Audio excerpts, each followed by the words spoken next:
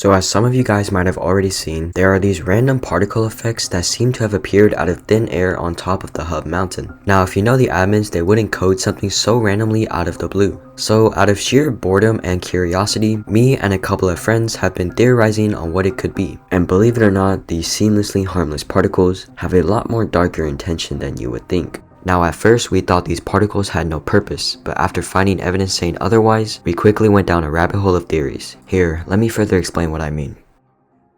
So to figure out what those particles meant, our first course of action was to go and read the dungeon journals. And this proved to be a very profitable thing to do, because after a little bit of digging, we found a journal that briefly describes what we're seeing right now. You can pause to read the journal, but basically it mentions a magical breach at the top of the mountain. So just from this one sentence, we can tell that those mysterious particles are actually a breach to something. And you might ask, a breach to what? And I actually have an answer for that question. The breach allows you to time travel. And no, this isn't some random guess. I actually have evidence supporting this. Here, let me show you.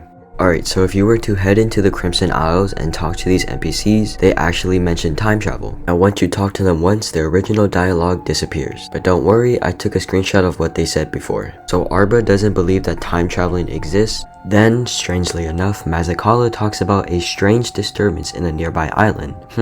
Does that sound familiar to you? Anyways, he says that we shouldn't ignore it. Then Arbadok says just because you don't understand something doesn't mean it's not possible. And then mentions that they can use telepathy and telekinesis, which nobody knew were even possible recently. All of this evidence is supporting the fact that time traveling could be in the game in the very near future. But now comes the question, where can you time travel to? The answer to that is most likely when the Calamity event took place. And if you don't know what the Calamity was, it's basically where a lot of people died. And the cause of their death is most likely the Wither King, but no one knows for sure. But the reason why those strange particles would lead to the Calamity is because on the same day the Calamity took place, those particles appeared on that very same day, as said in the journal. But then comes the question, isn't there already a Wither King boss battle in M7? And actually, a lot of people don't notice this. It doesn't actually specify what name the mob is. It puts it in random characters. So there is no actual evidence saying that that is the real Wither King. At this point, you must be wondering when the event will start. Our theory is that Barry has to get elected. And no, I'm not doing this as a meme. I'm being dead serious. Some of you guys might know that Ari the Monkey started the Barry campaign, but gave up after electing him just once. Even though the wizard portal didn't activate right away, a countdown did begin. If Barry were to be elected enough times, it may open the wizard portal. This may also have an effect on the hub mountain. The reason behind this is because the wizard portal is connected to another dimension, just like the breaches on top of the mountain.